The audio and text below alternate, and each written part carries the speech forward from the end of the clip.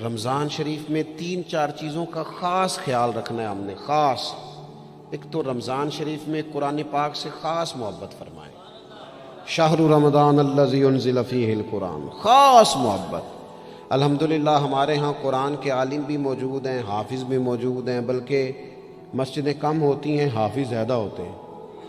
یہ دیکھ لئے مدارس کی خدمات ہیں اللہ کے فضل سے، قراء بھی ہیں، سب کچھ ہے۔ اب ضرورت ہے قرآن پاک سے محبت کرنے والوں کی۔ ہر نقیب، ہر خطیب یہ کہہ رہا ہے کہ سارا قرآن حضور کی تعریف ہے، کہتے ہیں نا جی، تو چاہیے نا کبھی کبھی رکا آئے محفل سے کہ جناب ہمارا دل کر رہا ہے ہمیں سورہ رحمان سنائی جائے۔ کبھی کبھی یہ رکے آتے ہیں نا فرمائشی رکے، یہ نعت پڑھے، یہ تو جب سب کہہ رہے ہیں یہ حضور کی نعت ہے سارا قرآن، تو کو رکا آنا چاہیے نا، آج سورہ حامیم سجدہ کی تلاوت سنائی جائے، آنے چاہیے نا یہ والے رکے بھی، صحیح کہہ رہا ہوں نا؟ تو خوب ارادہ کریں کہ قرآن مجید سننا ہے۔ ہم کھڑے رہتے ہیں، ہم کھڑے رہتے ہیں، پاسپورٹ کے دفتر بھی 1.5 گھنٹہ لوگ کھڑے ہیں، شناختی کارڈ کے دفتر میں بھی کھڑے، امیگریشن کی لائنوں میں بھی کھڑے۔ نیت کریں کہ میں نے جم کے قرآن مجید سننا ہے، اور جس مسجد میں پہلی تراویح شروع کریں کوشش کریں کہ ساری تراویح اسی میں پڑھی جائے، اور خاص ذوق کے ساتھ۔ خاص پنجاب میں ایک گاؤں تھا، تو اس میں نا ایک دفعہ ایک بالکل عام سادہ سا آدمی دکاندار تھا، تو اس کا انتقال ہو گیا، تو اس کی قبر سے خوشبو آنے لگی۔ تو اگر پیر صاحب ہوتے پھر تو بچوں کی موج لگ جاتی، کیا بات ہے بھئی، اتنی کرامت۔ عام سادہ آدمی تھا، قبر سے خوشبو آنے لگی، لوگ پہنچ گئے، معلومات کی، گھر تک گئے، کہا کوئی مطلب ٹھیک ہے داڑھی شریف تھی، نمازی تھا، لیکن کوئی ایسی خاص چیز ہم نے نہیں دیکھی۔ تو اس کے گھر والے بتانے لگے کہ نا قرآن مجید نہیں پڑھا ہوا تھا، بوڑھا آدمی تھا لیکن قرآن مجید سے عشق کرتا تھا، کئی گھنٹے قرآن مجید کو وضو کر کے اپنے پاس رکھتا اور پھر انگلیاں چلاتا اور کہتا میرے مالک نے میرے لیے جو بھی فرمایا ہے حق اور سچ ہی فرمایا۔ اسے چومتا، پیار کرتا۔ اللہ نے یہ اعزاز دیا کہ اگر انتقال ہوا تو قبر کی مٹی سے بھی خوشبو آنی شروع ہو گئی۔ خدا را قرآن پاک سے پیار کریں، خوب ذوق بنائیں کہ ہم نے قرآن مجید کو سننا ہے۔ دوسری میری گزارش یہ ہے آپ حضرات سے کہ سحری میں اٹھنا تو ہے ہی، سودا لینے کے لیے بھی جانا ہے، ہمارے ہاں دہی دودھ کے لیے بھی لوگ صبح صبح جاتے ہیں، تو ایسا نہ کریں کہ تھوڑا 10 منٹ اور جلدی اٹھ جائیں اور پورا رمضان تہجد کی نماز پڑھیں۔ بڑی پسند ہے نبی کریم کو تہجد کی نماز۔ صبح اگر 2 رکعتیں نصیب ہو جائیں تو نبی کریم علیہ السلام نے فرمایا جب جوان آدمی تہجد کے لیے کھڑا ہوتا ہے تو اللہ فرشتوں کے سامنے فخر فرماتا ہے۔ یہ ضرور عادت بنائیں، صبح جن لوگوں کو چند نفل نصیب ہو جائیں اور پھر وہ دعا مانگیں، ایک تو رمضان پھر تہجد کا ٹائم، اس ذوق کو۔ اور تیسری گزارش میری یہ ہے، غریب آدمی جو ہوتا ہے وہ سمجھدار نہیں ہوتا، چونکہ عقل مند ہونے کے لیے تو پیسے ہونا بھی تو ضروری ہے نا۔ میں نے دیکھا ہے کہ بالکل ان پڑھ آدمی ہو لیکن سیٹھ ہو نا، تو بڑے بڑے سیانے لوگوں کو نصیحتیں کر رہا ہوتا ہے اور اس کی سنی بھی جا رہی ہوتی ہیں۔ میری غربت نے کیا مجھ کو زمانے میں بدنام، تیری دولت نے تیرے عیب چھپا رکھے۔ یہ نا غریب آدمی، اگر سیانے ہوتے تو وہ بھی مالدار نہ ہوتے، یہ نہیں سمجھدار ہوتے، یہ بیچارے کمزور ہی اس لیے رہ جاتے ہیں کہ ان کو چالاکیاں، تیزیاں الا ماشاءاللہ نہیں آتی۔ تو کئی دفعہ غریب تکلیف بھی دیتا ہے، جب آپ کچھ بانٹنے لگتے ہیں، جب کچھ آپ دینے لگتے ہیں تو کچھ چیزیں محسوس بھی ہوتی ہیں۔ بندہ دیکھ کر خیرات نہ کریں، اللہ کی رضا دیکھ کر کریں۔ ہمیں صحیح حدیث میں اس شخص کا تذکرہ بھی ملتا ہے جس نے آ کے نا محبوب کی چادر کو کھینچا تھا، یہ بخاری میں، اور گردن مبارک پہ نشان پڑ گیا تھا۔ اس نے کہا میں کچھ لینے آیا ہوں، چادر کو کھینچا، تکلیف ہوئی بظاہر، لیکن محبوب نے پھر بھی جب عطا کیا تو مسکرا کے ہی عطا کیا۔ غریب آدمی تکلیف میں ہے، مہنگائی نے آزمائش پیدا کر دی ہے۔ تھوڑے سے امیر لوگ اگر اپنے اخراجات میں کمی لائیں، اگر جو عید پر 6 جوڑے بنواتا ہے وہ 2-4 سے گزارا کر لے، تھوڑا سا اپنے اخراجات کو کم کر کے صرف اپنے رشتہ داروں میں، اپنے دائیں بائیں تھوڑی سی توجہ کریں۔ اور ایک بات کا ضرور خیال فرمائیں، पर्दा पोशी बहुत बड़ा हुस्न है, बहुत बड़ी खूबसूरती है। अगर ये सदक़ात और खैरात और रमज़ान में जो मुसावात का महीना है उसमें अगर थोड़ी सी ना पर्दे के साथ, इमाम अबू नुऐम ने लिखा है कि 100 घर था मदीना शरीफ में, 100, थोड़ी सी आबादी होती थी, 100 घर कितना ज़्यादा होगा। 3 वक्त खाना भी पहुंचता था, कपड़े भी पहुंचते थे, बीमार की दवा के पैसे भी पहुंचते थे। कौन दे जाता है पता कोई नहीं था।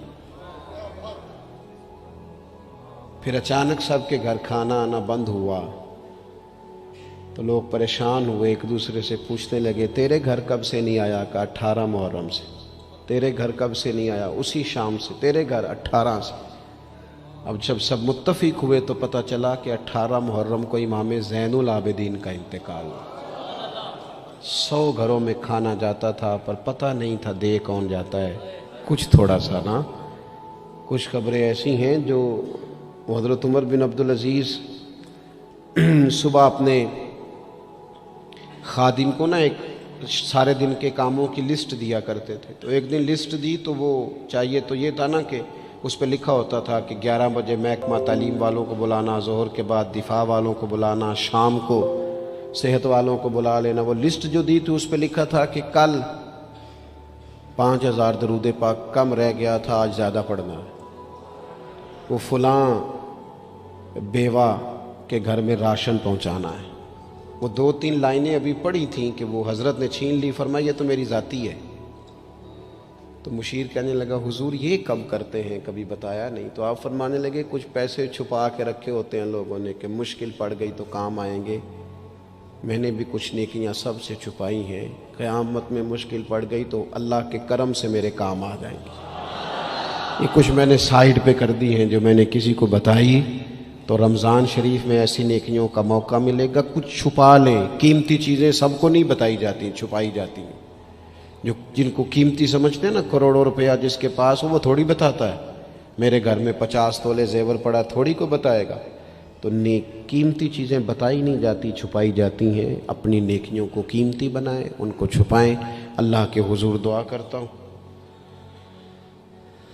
ये हज़रत ने भी इस पर बात की थी और मुझे भी इरशाद फरमाया, ये जो आपस की रंजिशें हैं ना, जब मकासद बड़े होते हैं फिर रंजिशें नहीं होती।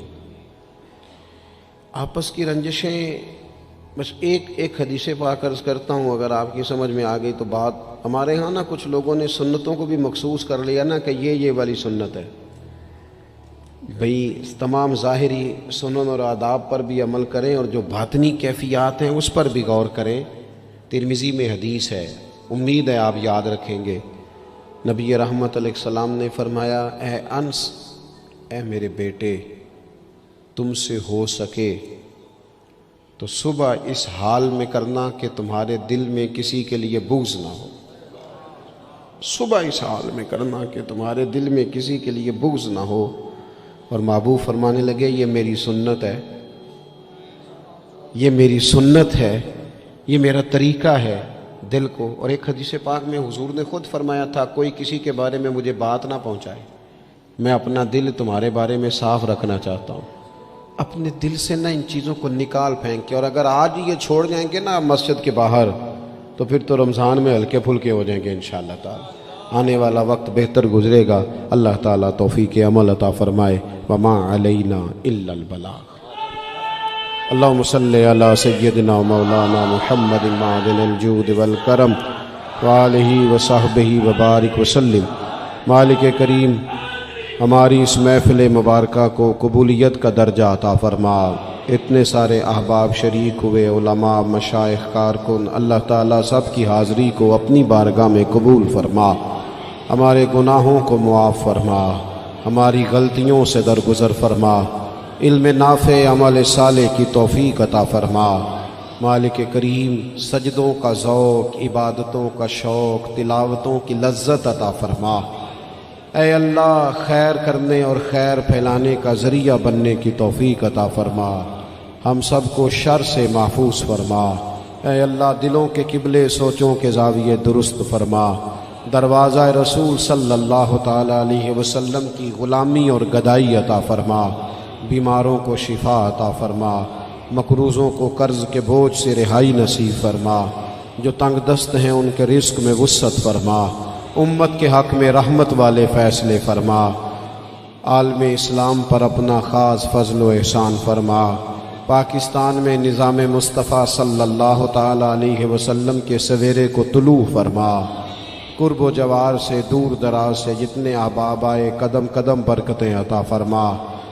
جس خوبصورتی کے ساتھ یہ اہتمام کیا گیا، اہتمام کرنے والوں کی کاوش کو اپنی بارگاہ میں قبول فرما، ہمارا خاتمہ بالخیر بالایمان فرما۔